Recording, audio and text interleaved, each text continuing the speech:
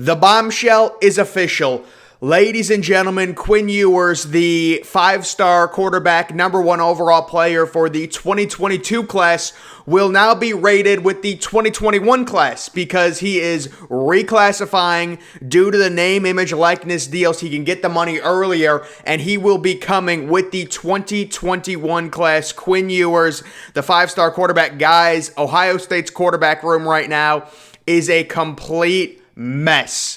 Okay, and I didn't want this to happen. I didn't want Quinn Ewers to reclassify. The only way this is a good thing for Ohio State is if Kyle McCord, the other five-star quarterback in the class of 2021, and C.J. Stroud, Ohio State's top quarterback in the class of 2020, if they're both not very good. That's the only way this works out, so it's kind of a lose-lose situation. If I'm Ryan Day, let's first look at this from Ryan Day's point of view. Ohio State already had kind of a quarterback situation that we fumbled back, I believe, in the summer of 2018 or 2017 when we decided to go with Dwayne Haskins over Joe Burrow. I know a lot of Ohio State fans love defending the coaches and saying, well, Joe Burrow got injured. Guys, if Joe Burrow didn't have a hand injury, he still would have lost that job and he still would have transferred. Now, obviously, we chose the wrong guy in Dwayne Haskins. Dwayne had a great year and was the 15th overall pick, but Joe Burrow had the greatest college football season ever. He won a national championship, he won the Heisman, and he was the number one overall pick. So we already fumbled one quarterback situation. When it comes to this quarterback situation, and specifically Stroud, McCord, and Quinn Ewers, I believe Ryan Day is going to have to decide between Stroud and McCord, which one is better. And whichever one is better is starting week one. You have Quinn Ewers, and it kind of develops into an interesting situation to where you look at what happened with Clemson a few years ago when Trevor Lawrence was a true freshman and they had Kelly Bryant starting. Now, this is where it really is different to me. I view C.J. Stroud as so much better than Kelly Bryant. We obviously know back when Trevor Lawrence was a true freshman, he took over late in the year when Kelly Bryant was struggling. They won the national title, and then Trevor Lawrence was able to start the next 2 years.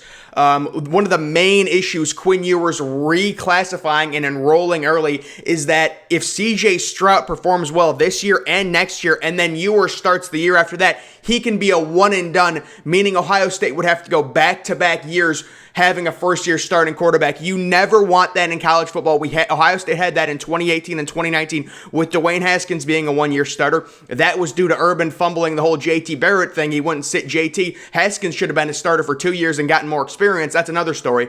But Haskins was only a one-year starter, goes off to the NFL, and then Justin Fields comes in as a first-year starter. You don't want back-to-back years where you're starting a quarterback, breaking in a new quarterback. You want quarterback continuity. That's why Ewers, reclassifying into the 2021 class creates a major problem. If C.J. Stroud starts the next 2 years, then Ewers starts the year after that, you're breaking in a new quarterback, then Ewers goes off to the NFL because he would have 3 years at Ohio State due to him reclassifying and enrolling early. And then you'd have to, break in another new quarterback in back-to-back years. You don't want to do that. It's just such a tough situation because I love C.J. Stroud. Now, realistically, another scenario that could happen if Quinn Ewers is as good as advertised, obviously he's going to be, coming to campus within the coming days. He's not going to, be up to speed on the playbook. He has basically zero chance of starting week one at Minnesota, I would assume. But if C.J. Stroud and Kyle McCord aren't as good as Ryan Day thinks Quinn Ewers is, we could see a Kelly Bryant, Trevor Lawrence situation where Quinn Ewers comes in midseason, starts midseason, and then the plus with that is Quinn Ewers would be able to start his sophomore season, have his full sophomore season, and then have his full junior season. So he'd basically be starting 2.5 years. You want that quarterback continuity, but that would be C.J. Stroud and Kyle McCord both not being very good, if Ryan Day decides that. When it comes to who's transferring, Jack Miller is 100% gone. He is the lowest rated guy right now in Ohio State's quarterback room. Whether or not Quinn Ewers reclassified into 2021 or not, Jack Miller was gone either way. It was going to happen. He was going to transfer out. And, I'm guessing he can win a Power 5 starting job. He was kind of a lower-end 4-star. That was due to injury. His ranking dropped. But he's a talented kid, just not as talented as some of these other guys. And then I'm guessing one of Stroud or McCord. The loser of this battle will very likely be transferring. It's going to be very interesting to see say we're playing week 2 against Akron, or is that week 2, or is Tulsa week 2? Oregon is week 2, and then we get Akron and Tulsa.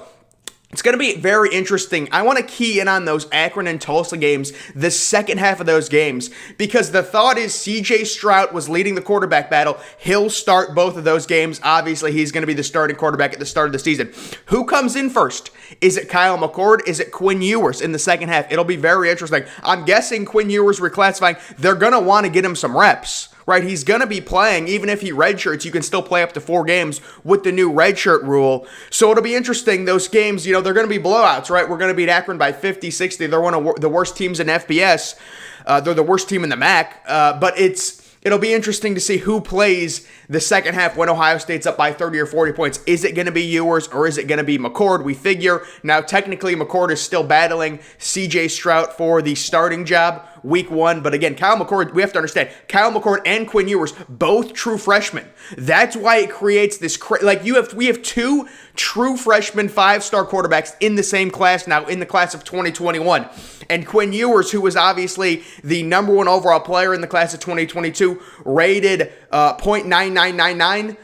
He will be reclassifying, and we're wondering what his rating is going to be for the 2021 class, where they're going to slot him in. I think they slot him in as at least a composite top 3 overall player. I don't know if he'll be ahead of JTT or not, but I think he's going to be at least a top 3 player in the composite for the 2021 class. And unfortunately for Ohio State, this is still, even with the addition of JTT and Quinn Ewers to the 2021 class, does not push us over Alabama's so-called greatest class of all time in 2021, where they finished number 1, we finished number 2, where a bunch of players that committed to Alabama got Bama bumps. They moved up hundreds of spots. Guys, I'm making this proclamation again. I'm making this announcement. No, of course, nobody wanted to accept it the first time, but any Alabama fan out there, I will bet you anything you want that Ohio State's 2021 recruiting class will produce more first-round picks than Alabama's greatest recruiting class of all time in 2021. I've already offered the challenge once. Shocker, nobody from Alabama accepted it. Any Alabama fan, you love your class, you think your class, you're hyping up your class, greatest of all time, just because of a bunch of the players that once they committed to Alabama, they got Bama bumps. If any of those Bama fans, you want to bet me anything, Ohio State's class, Quinn Ewers, JTT, Trey Henderson, Donovan Jackson, Emeka Ibuka, oh my God. We're going to have at least 7 or 8 first-rounders from that class. There is zero chance that Alabama's 2021 class produces more first-round picks than Ohio State's 2021 class. It's not even close. Ohio State's 2021 class is potentially the greatest of all time. Once Quinn Ewers gets rated by 247 Sports, we will likely have 6 of the top 11 players according to 247 solo rankings, not according to the composite. The composite tends to be more lenient towards the SEC because they factor in ESPN's ratings, which obviously they're heavily favored by the SEC, ACC. ESPN owns those networks. They're going to rank those kids higher. But guys, this situation, it's a crazy one. Again, the only way I see this working out as a positive is if CJ Stroud isn't that great and Quinn Ewers actually replaces him midseason, kind of like Trevor Lawrence did with Kelly Bryant. Again, I don't think that comparison is bulletproof because I think CJ Stroud is way more talented than Kelly Bryant ever was. So I don't, it's one of those situations where it's like the positive of Ewers playing this year and replacing CJ Stroud is we know Ewers is going to start for 2 more years after that because he'd be a true freshman now. It's the same thing that happened with Trevor Lawrence. Lawrence came in, started the last 3 or 4 games, won the national title, and was able to start the next 2 years as a sophomore and a junior. The issue is if CJ Stroud plays really well this year and then starts next year, Ewers would only have 1 year. He'd be a one and done because we all know he's going to be a top draft pick. Whether he plays 1 year, 2 years, 3 years, it doesn't matter. He's going to be a top draft pick. So he would only have 1 year starter, and we'd go back-to-back years of breaking in a new quarterback. And again, I don't really know where Kyle McCord fits into all of this. I don't expect him to win win the starting job. The only thing I'm going to be interested with Kyle McCord at this point is he the first one to get, because think about it, he's a true freshman too. I mean, Ewers is reclassifying, but he was older for his grade, so this is kind of like his normal grade anyways.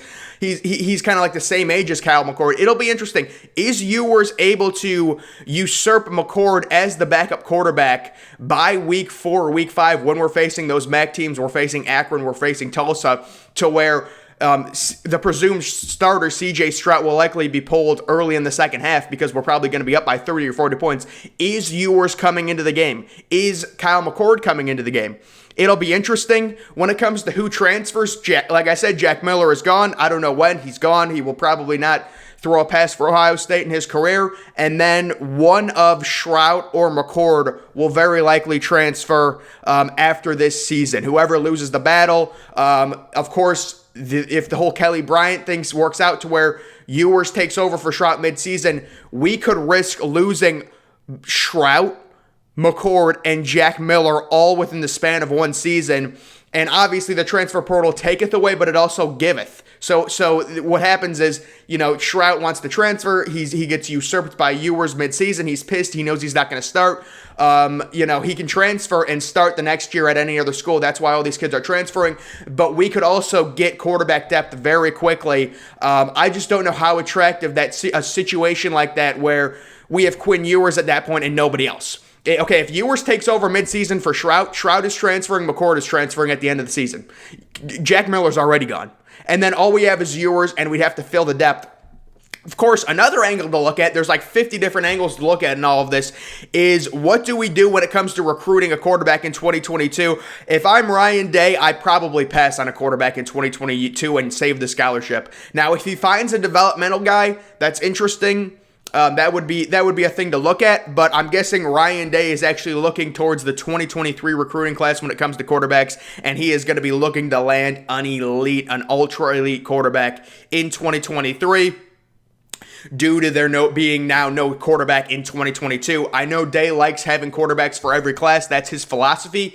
But we kind of have a logjam right now. He could still take a developmental guy on scholarship, or we could hit the transfer portal next year and look for a depth piece, depending on what happens. But I think 2023 is the next year for an elite quarterback when it comes to Ohio State recruiting. Unfortunately for Ohio State's 2022 recruiting class, it's not looking too well right now. We just lost 2 5-stars from the class. One was due to Ewers reclassifying from 2022 to 2021, and then we lost a cornerback, 5-star cornerback, Singletary, who reopened his recruitment yesterday. So that's unfortunate. I think we're going to be down to 1 5-star for 2022. It'll be interesting to see where all the sites rank Ewers for 2021. I'm guessing minimum composite top 3, possibly the number 1 overall player for 2021, due to Ewers potentially being the number 1 overall pick in the NFL draft. Personally, a lot of things happening here, guys. I'm trying to explain it the best I can with Ohio State's quarterback room. All the different situations. Again, people are saying this is positive for Ohio State because Ewers can learn the offense earlier. But the one big negative is you're moving up his clock, right? The whole idea was CJ Stroud starts this year. Quinn Ewers is still in high school. Quinn Ewers comes. He's a true freshman next year. He's behind CJ Stroud. CJ Stroud starts in 2020. In 2022 as well, and then goes to the NFL. So Stroud starts for 2 years, and then you have Ewers for a guaranteed 2 years after that. Now, if Stroud starts for 2 years, you would only have Ewers for 1 year, and then he'd go off to the NFL. Again, I want quarterback continuity. I want guys starting at least 2 years. I hate the idea of breaking in new quarterbacks. It's so annoying. I like having a quarterback who's already started, who's already had experience. If you have to break in a new quarterback, it is what it is. Like this year, obviously, Ohio State replacing Justin Fields is going to have to break in a new quarterback. I understand that. But you want to avoid the back-to-back years of breaking in a new quarterback like Ohio State had to do in 2018 and 2019. That was due to Urban Meyer's obsession with JT Barrett to where he wouldn't start Haskins in 2017. If Haskins starts in 2017, he has a year under his belt. He's not a first-year starter in 2018. He probably has an even better year in 2018 as a second-year quarterback. But that's neither here nor there. That's a whole nother discussion for another day. Guys, this is a developing situation. Well, I guess it's developed now. The quarterback room is still developing. We're going to have to see who is the first to transfer. I'm guessing it's going to be Jack Miller. How long does Jack Miller want to hang around? I don't know. But he is likely 4th as a true freshman, or not as a true freshman, as a redshirt freshman. Jack Miller, 4th on the depth chart at this point, behind CJ Stroud, Kyle McCord, and now Quinn Ewers, who is officially going to be reclassifying. I don't know when Quinn Ewers gets on campus exactly. That'll be an interesting thing to look at. But for the Ohio State fans, you have to understand, guys, it's a really bad logjam, okay? And maybe it works itself out, and maybe Quinn Ewers is generational, and Ryan Day is going to have to make some really tough decisions. I don't think Ryan Day wanted Quinn Ewers to come and reclassify, but at the end of the day, Ryan Day's in a tough spot to where if the kid wants to reclassify to earn his name, image, likeness money, then you kind of have to let him. He's the number 1 overall player in the 2022 class. He has the leverage to where Ohio State, we don't have all the 2022 top quarterbacks are already committed. We have the number 1 overall quarterback. You can't say, no, don't reclassify, and then Ewers just say, I'm just going to decommit and go to a school like Texas where they will let me reclassify. Day doesn't have any leverage there. If Ewers wants to reclassify, Day kind of has to say, all right, whatever. It kills the quarterback room. Now we have 4 quarterbacks with freshman eligibility. But at the end of the day, guys, it is what it is. Crazy situation right now. Quinn Ewers officially reclassifying to the 2021 class. Guys, that's going to do it for this video. Make sure you're following me on Twitter. Link to that's always in the description. I'm, of course, the Depressed Ginger. Thank you for watching.